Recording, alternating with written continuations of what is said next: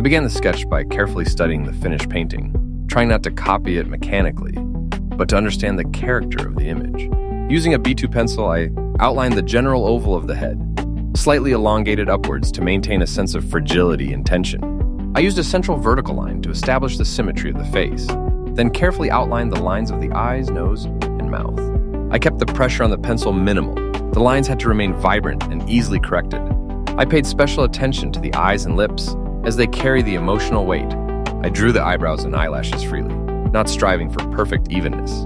I defined the hair in large masses without detailing only the direction and rhythm. I used the eraser actively, not as a tool for correcting mistakes, but as a way to lighten the form, remove excess, and allow air to enter the drawing. The sketch turned out light, a little nervous, exactly how it should be before working with color. I approached the coloring deliberately, understanding that color here plays an emotional, not decorative role. I worked with acrylic paints using 3 brushes, a large one for the background, a medium one for the main color spots, and a thin one for details and accents. I painted the background first to immediately establish the overall mood. I used aggressive, saturated reds and dark shades, applying them with a wide brush in quick, almost harsh strokes. I applied the paint thickly in some places and lightly in others, to create an uneven and breathable texture. I intentionally made the background restless.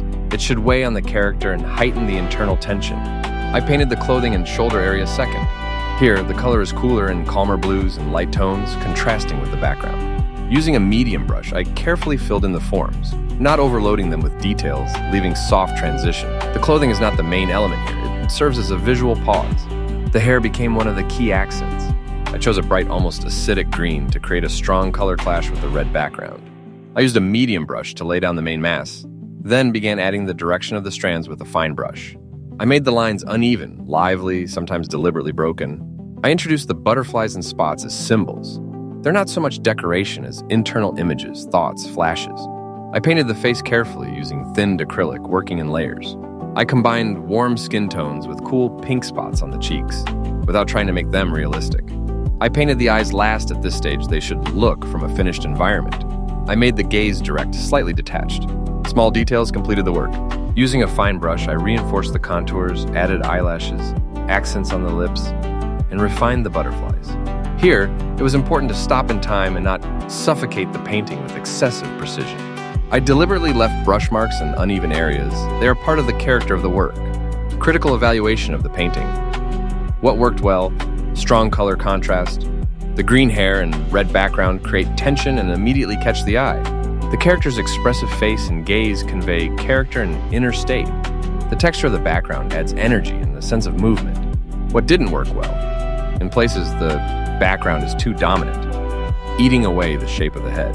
The transitions on the facial skin could be softened a bit to enhance depth. Some details of the butterflies look overloaded and can be distracting. What could be added or changed? Introduce subtle color reflections of the background on the face and hair for cohesion. Slightly vary the shades of green in the hair. Simplify individual decorative elements, leaving more air. Style and audience. The painting gravitates toward expressive, naive art with elements of pop art and art brut. It may appeal to people who value emotion, inner states, bright color, and symbolism. It will be especially appealing to those tired of academic correctness and seeking an honest, slightly daring statement.